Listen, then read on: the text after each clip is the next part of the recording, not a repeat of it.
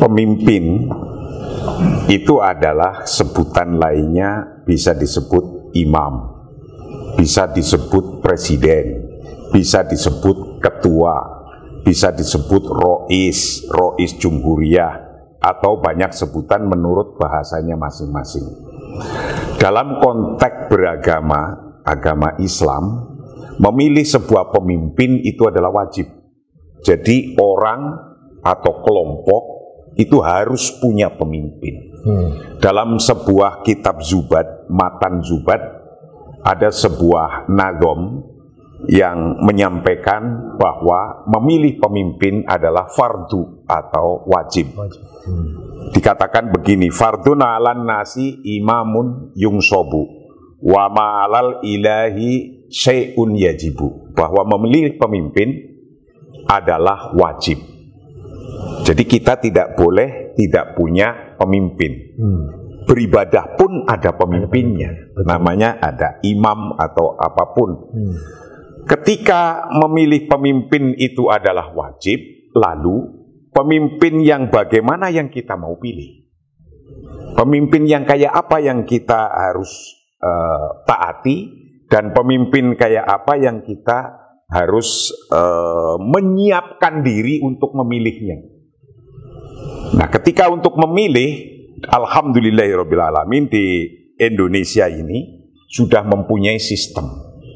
Sistem di negara kita adalah melalui pemilu, pemilihan umum, demokrasi, yang di dalamnya selain memilih wakil-wakil DPR atau golongan daerah, juga memilih presiden atau bahkan gubernur, kota, bupati, wali kota. Nah, memilih pemimpin atau presiden dalam atau di negara kita itu dalam agama disebut aqdun siyasiyun syar'iyun. Ketika kita milih pemimpin atau memilih perwakilan, itu sebuah akad politik, tapi yang sesuai ajaran agama kita. Karena negara kita berdasarkan Pancasila, sila yang pertama, ketuhanan yang Maha Esa. Maka ketuhanan yang Maha Esa ini adalah membumikan ketuhanan yang Maha Esa ini adalah memilih pemimpin menurut ajaran agama kita. Ajaran agama kita. Kalau saya Islam, ya memilih pemimpin menurut Islam. Nanti Pak Pendeta tentu akan memilih pemimpin menurut ajaran Kristiani. Bagaimana memposisikan diri kita bahwa kita itu layaklah menjadi pemimpin, atau kita yang justru memilih sosok yang pantas jadi pemimpin? Karena sudah dipersiapkan dan sudah ada undang-undangnya, undang-undang di Indonesia untuk memilih pemimpin, umur pun sudah ditentukan, umurnya. Kalau sekarang lagi rame nih, kalau bisa umur 35 tahun sudah bisa masuk jadi pemimpin. Nah, namun kalau menurut agama Islam, syarat jadi pemimpin itu satu adalah al-adalah al-jami'ah li syurutiha. Ini syarat nomor satu, yaitu adil pada umumnya. Mereka harus yang adil dalam arti harus mempunyai integritas moral yang tinggi, yang baik, yang tidak pernah punya cacat kalau bisa. Tidak akan pernah punya cacat moral, tidak pernah punya cacat yang mengganggu keadilan ke depannya. Karena kalau sudah punya cacat di belakangnya, nanti diinjak atau dipres oleh seseorang saja sudah tidak kuat. Nah, itu yang disebut al-adalah al-jami'ah li syurutiha. Nomor satu, itu tidak punya cacat moral apapun. Nah, ini nomor satu. Nomor dua, bahwa pemimpin menurut ajaran agama Islam dalam kitab Ahkamus Sultaniyah Al-Mawardi itu adalah ala ilm alladzi yatawassalu bihi ila ma'rifati may yastahiqul imamah ala syuruti al-mu'tabarah fiha. Harus punya ilmu, punya pengetahuan bagaimana untuk melaksanakan jadi pemimpin, bagaimana untuk memimpikan dalam waktu 5 tahun mempunyai program apa, yang program itu disampaikan kepada publik. Karena sesungguhnya dalam konteks politik, as-siyasah hiya li ta'lif.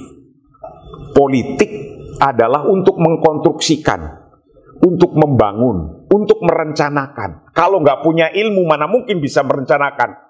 Saya akan berbuat ini, membuat ini, membuat ini. Merencanakan saja tidak sekedar rencana, tapi mana yang paling afdol, yang paling dibutuhkan oleh publik. Ketika hanya bikin, tapi ternyata kurang dibutuhkan oleh publik, itu juga masalah. Namanya masalah penghamburan APBN. Itu nggak boleh. Jadi harus benar-benar punya ilmu alladzi yatawassalu bihi ila ma'rifati man yastahiqul imamah. Harus paham benar. Ya karena apa? Litaklif. Untuk membuat program-program yang sangat dibutuhkan. Mana yang utama, mana yang secondary, mana yang wajib dulu harus ada programnya, mana selanjutnya yang rankingnya selanjutnya. Itu nomor 1. Nomor 2, seorang pemimpin dalam hal konteks politik, pemimpin atau presiden harus mengkomposisikan.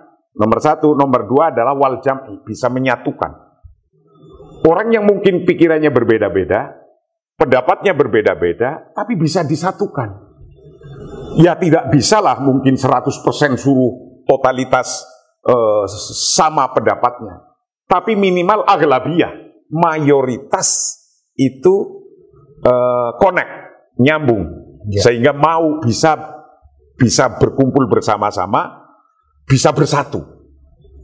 Itu nomor 2. Nomor 3, kalau sudah punya programnya, bisa menyatukan orang yang begitu banyak pendapat-pendapatnya untuk litta'awun, untuk saling dukung-mendukung memajukan sebuah negara ini.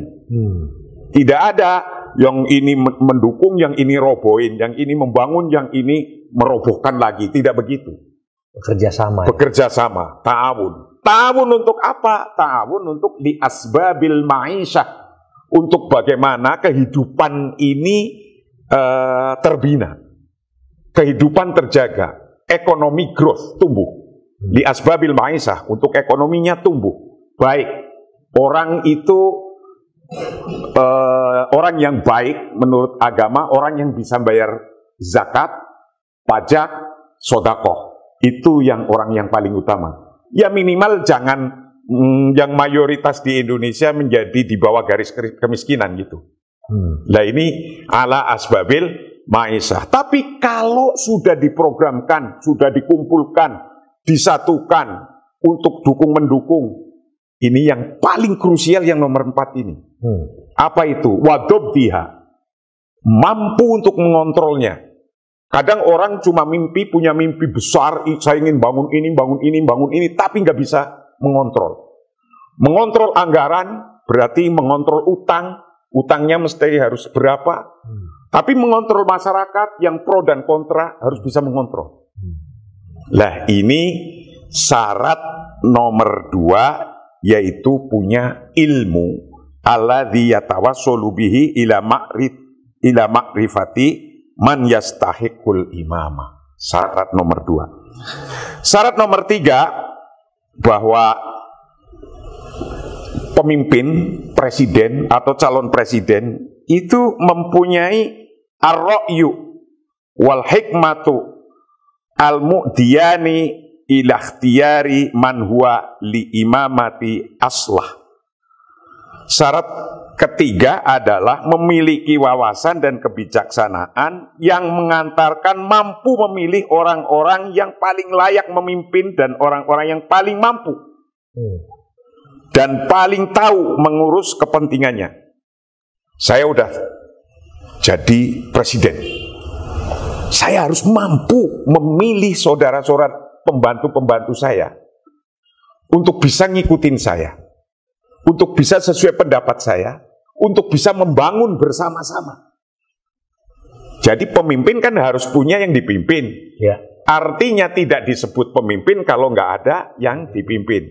Nah, yang dipimpin para menterinya dan semuanya itu kita mampu mengelolanya dan mampu memilih. Ahli kesehatan mau bikin apa? Ahli pendidikan mau buat apa? Agar rakyat ini tambah makmur. Ahli ekonomi, kita pilih. Ahli ekonomi kan banyak nih, dokter. Tapi kebutuhan ke depan, kita pilih ahli ekonomi yang apa? Apa ahli ekonomi yang makro doang, yang itu tuh, atau yang aplikatif, yang dia dibutuhkan oleh rakyat agar rakyatnya itu ekonominya tumbuh dengan baik, gitu. Karena kalau hanya pertumbuhan makro, itu nanti ada gap antara yang besar, pengusaha besar sama pengusaha kecil. Nah, ini antara pengusaha besar dan pengusaha kecil, kira-kira bagaimana menjabatinya? Nah, mampu mencari orang yang bisa menjembatani begini. Itu syarat yang ketiga. Nah, syarat yang keempat, kalau harus diterusin, itu salamatul hawas. Salamatul hawas minas sam'i wal basori wal lisan. Utamanya atau afdolnya, memang ada syarat ini. Pemimpin harus sehat. Karena memikirkan banyak orang. Bisa melihat, bisa mendengar dengan baik, bisa berpikir. Ini selamat semua. Salamatul lisan, salamatul sam'i wal basori wal lisan. Ini harus benar-benar tidak ada cacat dalam hal konteks melihat, mendengar, kemudian berbicara, jangan sampai ada cacat, harus benar-benar selamat. Dan begitu pula as-saja'ah, syarat yang kelima ya. Kelima apa keenam ini? Kelima. As-saja'ah. Kalau yang kelima itu ar-ra'yu al-muqdi ila siyasatir ra'iyah wa tadbiril masalihi.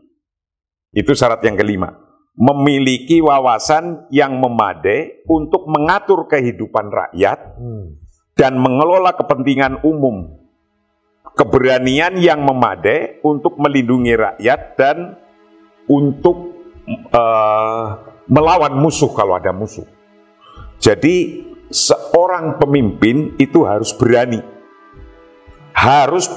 dan punya wawasan ilmu tadi yang di depan. Karena apa? Karena melindungi rakyat. Melindungi rakyat dari kemiskinan, melindungi rakyat dari kebodohan, melindungi rakyat dari ketidakadilan, melindungi rakyat kalau diserang oleh musuh. Jadi harus syarat yang kelima itu ar-ra'yu al-mufti ila siyasatir ra'iyah wa tadbiril masalih. Yang syarat keenam, nah ini, as-saja'ah wa najdah al-mu'diyah ila himayati ummah wa jihadil adu.